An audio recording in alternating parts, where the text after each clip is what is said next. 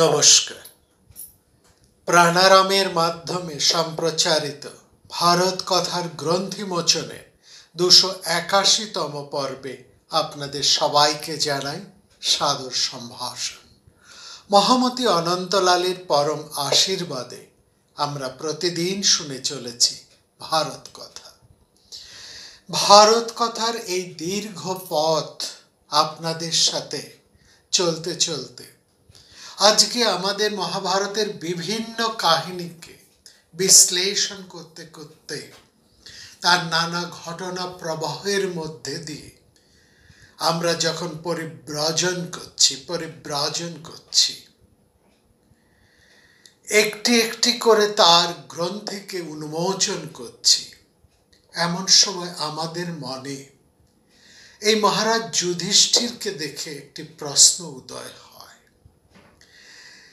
এবং সামগ্রিক মহাভারতের যে দুটি চরিত্র, একদিকে যুধিষ্ঠির, অন্যদিকে দুর্যোধন, এই দুজনের হাতের মধ্যে যেন দুটি অরণি কাষ্ঠ রয়েছে। দুটি অরণি কাষ্ঠ নিয়েই এরা জীবনে ভ্রমণ করে চলেছে। হ্যাঁ, দুটি অরণি কাষ্ঠ, যে দুটি অরণি কাষ্ঠ পরস্পর সন্নিপাতে ঘর্ষণে জ্বলে ওঠে আগুন, সেই সমৃদ্ধ অগ্নিতেই যজ্ঞ সম্পন্ন হয়। ঋষিরা সেকালে এভাবেই যজ্ঞ সঞ্চার করতেন, দুটি অরণি কাষ্ঠ মন্থন করে। এবং দেখুন, মহাভারতের মধ্যে ব্যাসদেব তিনি যে রচনাটির অপূর্ব রচনা নির্মাণ করেছেন, সেই রচনার বৈশিষ্ট্যটা কি? আমরা মহামতি অনন্তলালের সাথে যখন এই মহাকাব্যের নানা কাব্যিক দিকগুলিকে নিয়ে আলোচনা করতাম, তার আলোচনা হতে, তার বিশ্লেষণ হতে আমরা এই বোধটি আমাদের মধ্যে সঞ্চারিত হয়েছে যে এই অরণি মন্থনই মহাকবির রচনা রীতির অন্যতম বৈশিষ্ট্য। মহাকবি সন্নিবেশ করে ধরেছেন কখনো দুটি বিপরীত তত্ত্বকে, কখনো দুটি বিরোধী অবস্থাকে, আবার কখনো বিপ্রতীপ দুটি চরিত্রকে, বিষম কালকে, বিরুদ্ধ ভাবকে। তাদের সংঘর্ষে সংকর্ষে জ্বলে উঠছে আগুন, দীপ্ত হুতাশন। আমরা সেই জন্য মহাভারতের এত ধর্মের মধ্যে অধর্মকেও বলীয়ান হয়ে উঠতে দেখি। আমরা দেখি ধর্মের প্রতিস্পর্ধী হয়ে দাঁড়িয়ে আছে অধর্ম। দৈবের বিরুদ্ধে পুরুষকার, প্রেমের বিরুদ্ধে মৃত্যু, ঐশ্বর্যের বিরুদ্ধে দারিদ্র। আর ধৃতরাষ্ট্রের সামনে দাঁড়িয়ে আছেন যেমন বিদুর, তেমনি দাঁড়িয়ে আছেন যুধিষ্ঠির, যিনি পাণ্ডুর আত্মজ, তেমনি ধৃতরাষ্ট্রের আত্মজ দুর্যোধন। অর্জুনের সামনে দাঁড়িয়ে আছেন কর্ণ। দুজনই একই মায়ের ছেলে, অথচ কি বিরুদ্ধ চরিত্র এদের। বিদুরের মতন মহামতি বিদুর, তিনি যে রাজসভার মহামন্ত্রী, সেই রাজসভার অন্যতম মন্ত্রী হচ্ছেন কণিক। প্রত্যেকটা শ্লোকের যুগ্ম চরণের মতো দুটি ভিন্ন ধর্মী বেগবান স্রোত সমান্তরাল ভাবে ছুটে চলেছে। দুই বিপরীত মেরু যেমন আগুনকে ধরে রাখে, বিদ্যুৎকে ধরে রাখে, তেমনি এই দুই বিপরীত মেরু মহাভারতের দুই শক্তিকে ধরে রেখেছে। আর এই সমস্ত কিছুকে নিয়েই মহাকবি দুটি ধারণার, দুটি বিপরীত ভাবনার অরণিকাষ্ঠ নিয়ে মন্থন করে রচনা করে চলেছেন তার মহাদীপ্ত কালজয়ী মহাকাব্য। দাপর আর কলির এক মহাসন্ধিতে জ্বলে উঠেছে মহাকুরুক্ষেত্রের সমরাগ্নি। আদি পর্বের শুরুতে মহাকবি ব্যাস একটি চমৎকার শ্লোক উচ্চারণ করেছেন। সেখানে তিনি বলছেন, অন্তরে চৈব সম্প্রাপ্তে কলি দাপরয়োরভূষ समंत पंचके कुरु पांडव सेनय। कली दापर योरभूत समंत पंचके कुरु पांडव सेनय। সেই থেকে বিভিন্ন পর্বে মহাকাল মহাকবির হৃদয়ে অবস্থান করে গম্ভীর মৃদঙ্গ শব্দে উদ্ঘোষণ করে আমাদেরকে বারবার স্মরণ করিয়ে দিচ্ছে একটির পর যুগ, একটির পর একটি যুগ, একটির পর একটি কাল, একটির পর একটি সময় চলে যাচ্ছে আর ফিরে আসছে আরেক সময়, আরেক কাল, আরেক যুগ। एतं कलिजुगं नाम अचिरात् प्रवर्तन्ते किंबा पाल्पदं कलिजुगं विद्धि दापरश्च कलश्चैव सांधो पार्जंक बसानिके कलिवा आसन्नवाविष्ट निवास्य। সেখানে কলি আর দাপরের দুই ভয়ানক সন্ধিক্ষণ। কোনো কিছুই স্থির নয়। বিত্ত, ঐশ্বর্য, জীবন, যৌবন, ধন, মান, সুখ, দুঃখ সমস্ত এই প্রভাবে ভেসে চলেছে, ছুটে চলেছে। অনিত্যমপুলক্ষ্য কাল পর্যায় ধর্ম। জীবন যেমনই হোক, যুধিষ্ঠিরই হোক কিংবা দুর্যোধনই হোক, দুয়ের পেছনে জ্বলছে দুটি আগুন অথবা দুটি অগ্নিশিখা অরণ্যশিখাকে ধরে রয়েছে। দুটি জ্বলন্ত অরণ্যিকাষ্ঠ যেন চেপে ধরে রেখেছে। দগ্ধমেবন দুহতে। গভীর গহন অনন্ত অগ্নিসাগরে নিমজ্জিত হয়ে রয়েছে মহাভারতের পাঠকেরা, শ্রোতারা, আলোচকেরা। কালসুপ্তেষু জাগ্রতে। মহাভারত সেই কালাগ্নির এক বহ্নি উচ্ছ্বাস। অনেক অশ্রু দিয়ে, অনেক বেদনা দিয়ে মহাকবি যে যুধিষ্ঠিরের মহাহৃদয়টিকে রচনা করেছেন, তিনি সেই চরিত্র সমস্তটাকে পর্যালোচনা করছেন।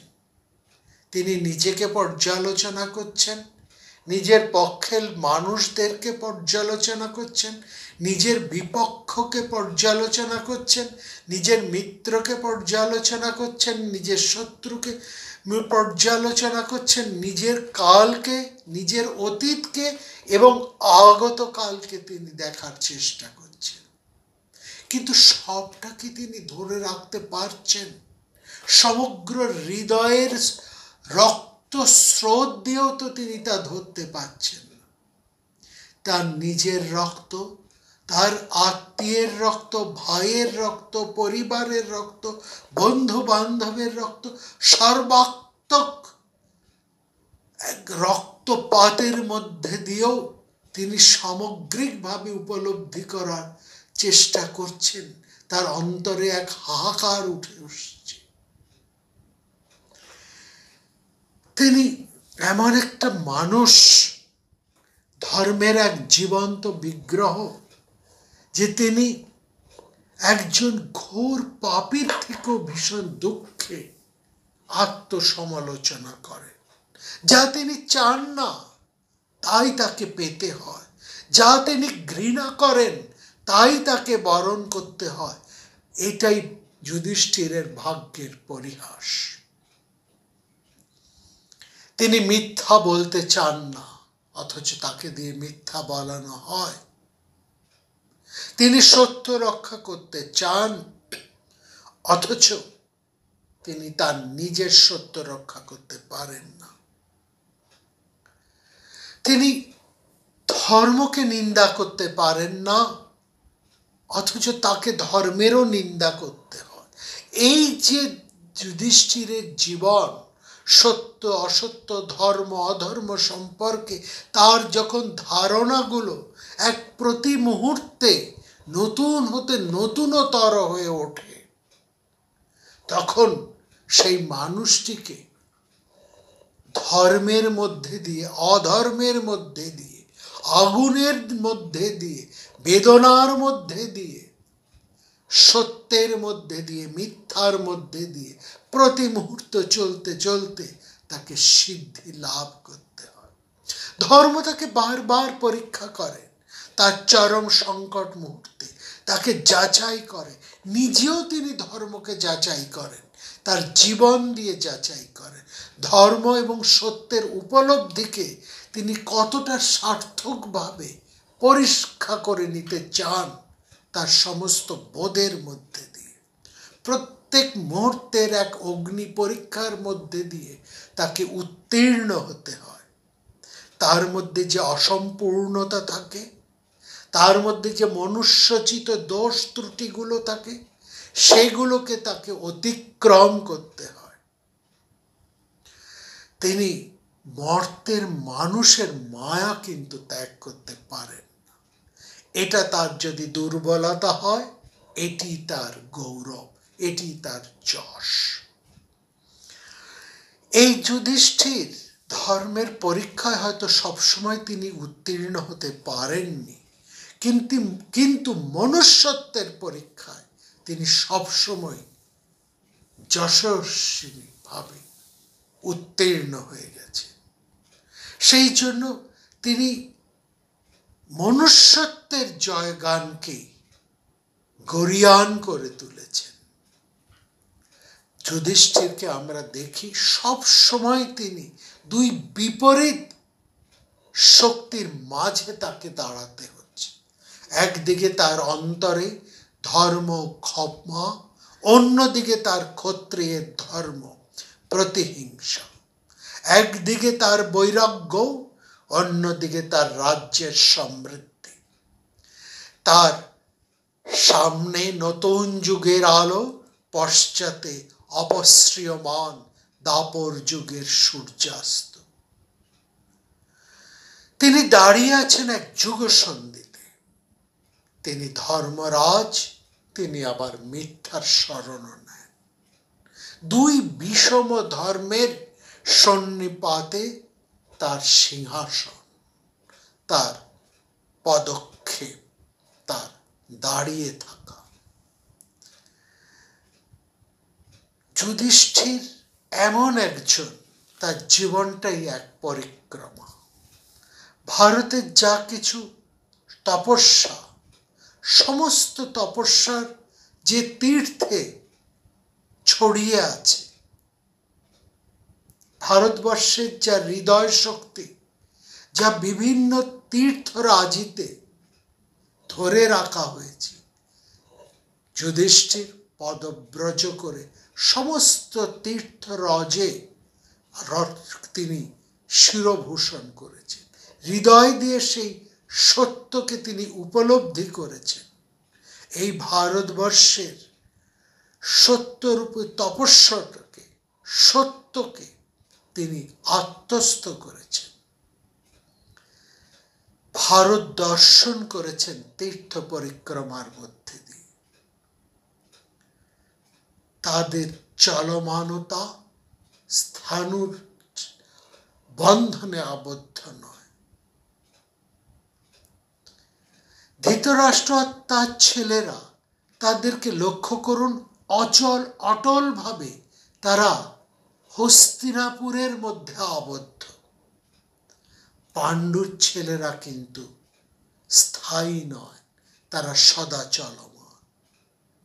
শতপথ ব্রাহ্মণ বলেছে, দেবতারা হৃদয়বান, হাস্যময়, যাযাবর, পর্যটক আর অসুরেরা বুদ্ধিমান, শিল্পজ্ঞ, দক্ষ অথচ স্থিতিশীল স্থান।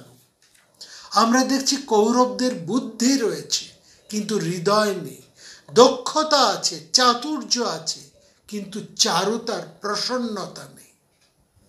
ধর্মের স্থান হৃদয়ে, ধর্মের চলার পথ হৃদয় থেকে আরেক হৃদয়।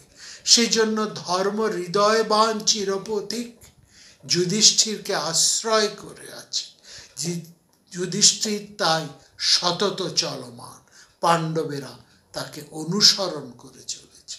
তারা স্থাণু নন, কোনো এক রাজশক্তির অলিন্দে তারা আবদ্ধ নন। তারা চলেছেন পায়ে পায়ে, আর তার ভাইয়েরা, অনুজেরা তাকে অনুসরণ করে চলেছে মর্ত হতে স্বর্গের দুয়ার পর্যন্ত। যুধিষ্ঠির পাণ্ডব অন্য ভাইদের মতন রণপারদর্শী নন, শ্রীকৃষ্ণের মতন তিনি দেবতা নন, অথচ ভীষ্মের আক্রমণের প্রত্যুত্তরে তিনি সেনাব্যূহ রচনা করেন। এটাই আশ্চর্য। রণক্ষেত্রের থেকে পালিয়ে তিনি আত্মরক্ষা করেন, তেমনি মিথ্যা কপটতার আশ্রয় না নিয়ে তিনি ন্যায় যুদ্ধে বীরের মতো শল্যকে পরাজিত করেন। আবার প্রয়োজনে তিনি মিথ্যার আশ্রয় নেন এক মহতী ভাবনায়। যুধিষ্ঠির অশেষ গুণবান হয়েও দেবতা হয়ে যান না, এবং অনেক ত্রুটি দুর্বলতা সত্ত্বেও তিনি সাধারণ মানুষ হিসেবে পরিগণিত হন না।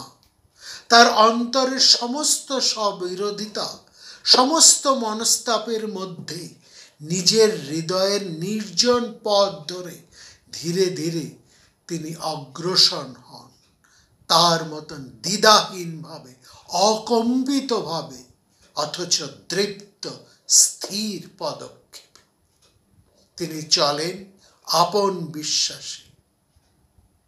দোষে গুণে অসাধারণ গণ্ডির বাইরে এই যে মানুষটি, তাকে আমরা আপন করে নিতে পারি না, শ্রদ্ধা করতে পারি, তাকে পুরোটা আমরা ধরতে পারি না, বুঝতে পারি না, কিন্তু আমরা তাকে অতিক্রম করতে পারি না। যুধিষ্ঠিরের ব্যথায় আমরা ব্যথিত হই, কিন্তু তার কিছু আচরণেও আমরা বিস্মিত হই, তার মাহাত্ম্যে আমরা অভিভূত হই।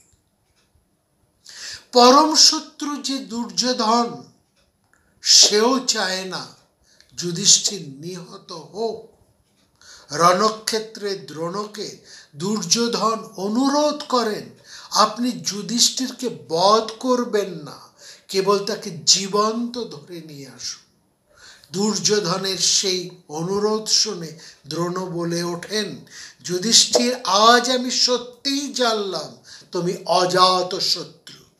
দুর্যোধন, তুমিও বলতে পারলে না যে যুধিষ্ঠির নিহত হোক। দুঃখের দিন যত দীর্ঘ হোক, তার একটা শেষ আছে। পাণ্ডবেরা নানাভাবে এই বনপর্বের দীর্ঘ সময় কাটিয়ে চলেছেন। তাদের সামনে অজ্ঞাতবাস। এই মুহূর্তে তাদের জীবনে এই মহাসন্ধিক্ষণের পূর্বে দুটি বিরাট ঘটনা ঘটে গেল। তার প্রথমটি আজকে আমরা শুনব। এই মহাভারতের এই যে ঘটনা, প্রথম যে ঘটনাটির কথা আমরা বলছি, সেটি একটা স্বপ্নকে কেন্দ্র করে ঘটে উঠেছে। পাণ্ডবদের বনবাসের শেষ পর্বে মার্কণ্ড মুনির কাহিনী বলা যেখানে শেষ হয়েছে, ঠিক সেই মুহূর্তেই দেখছি হস্তিনাপুরীতে কর্ণ স্বপ্ন দেখছেন এক রূপবান ব্রাহ্মণ তার কাছে এসেছেন। তিনি অতি স্নেহে কর্ণকে বলছেন, তোমার ভালোর জন্য একটা অত্যন্ত গুরুত্বপূর্ণ কথা আমি তোমাকে বলছি, তুমি মন দিয়ে শোনো। তোমার কাছে দেবরাজ ইন্দ্র আসবেন এক ব্রাহ্মণের ছদ্মবেশে। তুমি এই ব্রাহ্মণের অনুরোধ কিন্তু রক্ষা করো না।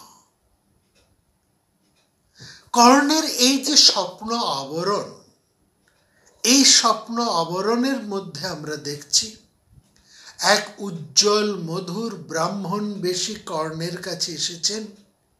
তিনি কর্ণের জন্মদাতা পিতা সূর্য। আর অন্যদিকে অর্জুনের কাছে আসবেন, অর্জুনের উপকার করার জন্য আসবেন। এই কর্ণের কাছে আসছেন আরেক বৃদ্ধ ব্রাহ্মণ। তিনি আসছেন অর্জুনের উপকার করার জন্য। এই ব্রাহ্মণ বেশি ব্রাহ্মণ, এই যে ছদ্মবেশী ব্রাহ্মণ, তিনি হচ্ছেন ইন্দ্র। ইন্দ্রকে আসার আগেই কর্ণকে স্বপ্নে দেখা দিয়ে সূর্য অনুনয় করছেন, পাণ্ডবদের হিতের জন্য দেবরাজ ইন্দ্র তোমার কাছে আসবেন কবচ কুণ্ডল হরণ করার জন্য। জগতের সবার স্বভাবটি তিনি জানেন, তোমাকেও সে হিসেবে তিনি জানতে পারেন। কোন সজ্জন ব্যক্তি তোমার কাছে যে সে যা চায় তুমি না দিয়ে তা পারো না। কারণ আমরা জানি কর্ণ এই প্রতিজ্ঞা করেছিলেন, আমার কাছে যে যা চাইবে আমি তাই দেব। এবং এই প্রতিজ্ঞার উদ্দেশ্য ছিল একটি, যে অর্জুন যতক্ষণ পর্যন্ত অর্জুন জীবিত থাকবে, অর্থাৎ যতক্ষণ পর্যন্ত না আমি অর্জুনকে বধ করতে পারবো, ততক্ষণ আমি মদ্য মাংস ভক্ষণ করব না, কাউকে দিয়ে পা ধোয়াবো না, এবং যে আমার কাছে যা চাইবে তাই আমি তাকে দেব। আমরা আগেও বলেছি, এখনো বলছি, এই প্রতিজ্ঞা মহান প্রতিজ্ঞা, বিশাল এই প্রতিজ্ঞা, বিরাট এই প্রতিজ্ঞা। কিন্তু এর উদ্দেশ্যটা সেটা তো মহান নয়। কাউকে, একটি প্রাণকে বিনষ্ট করার জন্য কোনো মহতি ভাবনাই সেখানে সার্থকতা লাভ করে না। আমরা দেখেছি অসুরেরা বারবার তপস্যায় বসেছেন, কিন্তু তাদের সেই তপস্যার উদ্দেশ্যটা হীন, ফলে সেই তপস্যা সার্থকতা লাভ করে না।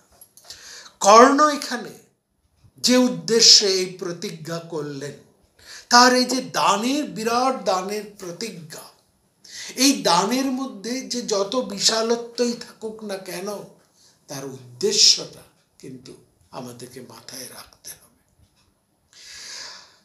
আর সেই জন্যই দেখব তার এই প্রতিজ্ঞা, এই বিরাট এক দানের ইচ্ছা, সেটা কেমন ব্যর্থ হয়ে গেল, তার সত্য রূপ পেল না।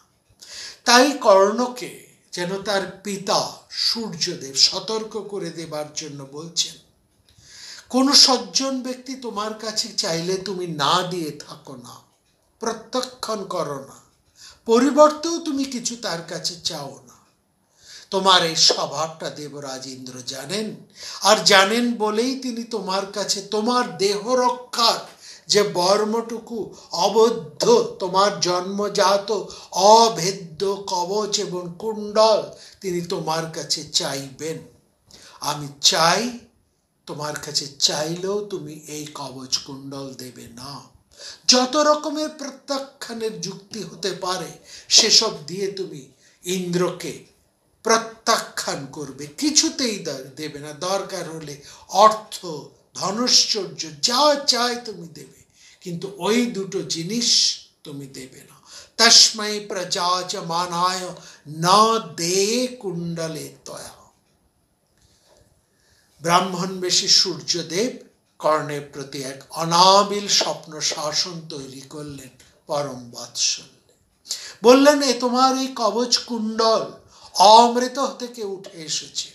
এই জন্যই যুদ্ধে তোমার কোনো বিপদ নেই, তুমি অবদ্ধ, অজেয় তুমি যে কোনো যুদ্ধে।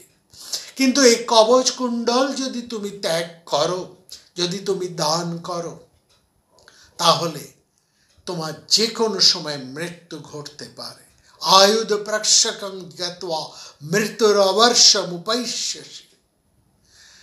কর্ণের মধ্যে আমরা দেখলাম জন্মান্তরের এক দুর্বলতা খেলা করে গেল।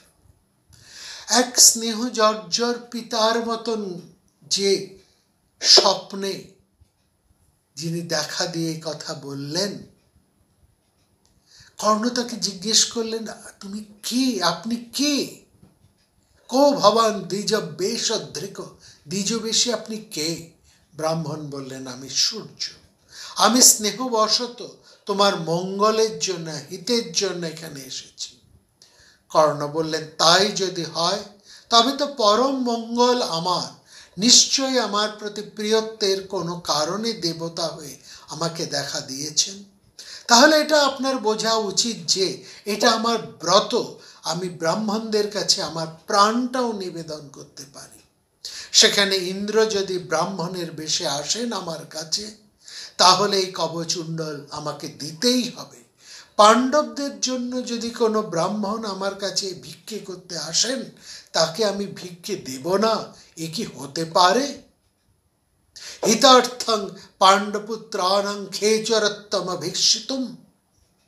এই প্রসঙ্গে কর্ণ তার যশের কথা তুলছেন। এই যশ, এই কীর্তি, এই খ্যাতি, এই প্রশংসা, এটা মানুষের কাছে একটা বিরাট কাজ করে, একটা বিরাট অনুভূতির কাজ করে। অর্থাৎ এই খ্যাতির জন্য, যশের জন্য, কীর্তির জন্য মানুষ তার প্রাণ অবলীলাক্রমে দিয়ে দিতে পারে। সেখানে কর্ণ বলছেন, আমি এই মহান কীর্তি থেকে কিছুতেই সরে আসতে পারবো না। ভিক্ষার্থী ছদ্মবেশী দেবতা, তিনি যদি এই মাটিতে নেমে এসে পাণ্ডবদের বাঁচানোর জন্য আমার কাছে কবচকুণ্ডল ভিক্ষা করেন, সেটা আমাকে দিতেই হবে। তাতে জগতে আমার যে কীর্তি স্থাপিত হবে, সে ঠিক ততটাই অখ্যাতি হবে সেই প্রার্থী, সেই রাজপ্রতিম দেবতা, যিনি তার দেবত্বের মহিমায় কালি মাখিয়ে বঞ্চিত করবেন মানুষকে, ক্ষুদ্র মানুষকে। তন্মে কীর্তিকর লোকে তস্যা কীর্তির ভবিষ্যতি। কর্ণ বলছেন, জানেন, এই যশ কীর্তি যেন অনেকটা মানুষের কাছে তার জননীর মতন। কীর্তি জননীর মতন বা জননী স্নেহের মতন, মাতৃ স্নেহের মতন এক মৃতপ্রায় মানুষকেও সঞ্জীবিত করে তোলে। কীর্তি হি পুরুষং লোকে সঞ্জীবয়তি মাতৃবৎ। আর সবচাইতে বড় কথা হলো যে কীর্তি মানুষের আয়ু বাড়িয়ে দেয়। যতদিন মানুষ বাঁচে, সেই বাঁচার পর মানুষ বেঁচে থাকে কীর্তির মাধ্যমে। মানুষ চায় তার আয়ুকে ছাপিয়ে কীর্তির মধ্যে দিয়ে সে অমৃত হয়ে থাকে, যশস্বী হয়ে থাকুক, চিরজীবী হয়ে থাকুক। সুতরাং আমার জীবনের পরিবর্তে এই অক্ষয় কীর্তিকে আমি কখনোই ত্যাগ করতে পারবো না। সেটাই আমার ব্রত। জীবিতে নাপি মে রক্ষ কীর্তিস্তদ্বিদ্ধি মে ব্রতম। সূর্য বলছেন, তুমি নিজের কথা ভাবছো না, তোমার আত্মীয় বন্ধুর কথা ভাবছো না, স্ত্রী পুত্রের কথা ভাবছো না, তোমার বাবা মায়ের কথা ভাবছো না? কীর্তির সঙ্গে যে বেঁচে থাকার জন্য যে প্রযত্ন দরকার, সেই প্রযত্নটাকেই যদি ছেড়ে দেয়, তাহলে মানুষ বাঁচবে কি করে? জীবিত মানুষের কাছেই তো কীর্তির সমস্ত তাৎপর্য। কারণ মৃত মানুষের কাছে কীর্তির তাৎপর্য কোথায়? মৃত মানুষ তো আর কীর্তির কথা জানতে পারে না। জীবন থাকতেই যদি তার কীর্তি প্রকাশ পায়, তবেই তো মাত্র একজন মানুষ তার কীর্তিকে অনুভব করতে পারে। মরে গেলে মরা মানুষের ফুলের মালাটা যেমন রেখে যাওয়া, সেই কীর্তিও তো তার একই রকম। মৃত্যুস্য কীর্তির মর্ত্যস্য যথা মালা গতায়ুষু। দেহের গলায় যত মালাই পরাও না কেন তাতে মৃত ব্যক্তির কি আসে যায়? সে জীবিত অবস্থায় যদি একটি মালাও তার জীবনে না পায়। কিন্তু এত যুক্তি দিয়েও সূর্যদেব কিছুতেই কর্ণকে তার প্রতিজ্ঞা থেকে সরাতে পারলেন না। কর্ণের মধ্যে সেই কীর্তির যশের আকাঙ্ক্ষা এতটাই জন্মে গেছেন, কর্ণ তার থেকে সরতেই চাইলেন না। এটাই কর্ণের নিয়তি, এটাই তার তপস্যা তাকে এই দিকেই সরিয়ে নিয়ে আসছে। এইটা আমাদের বুঝতে হবে। আমরা মহাকবি রবীন্দ্রনাথের ভাবনার দ্বারা হয়তো কর্ণ সম্পর্কে একটা অন্য ভাবনায় সংক্রামিত হয়ে আছি।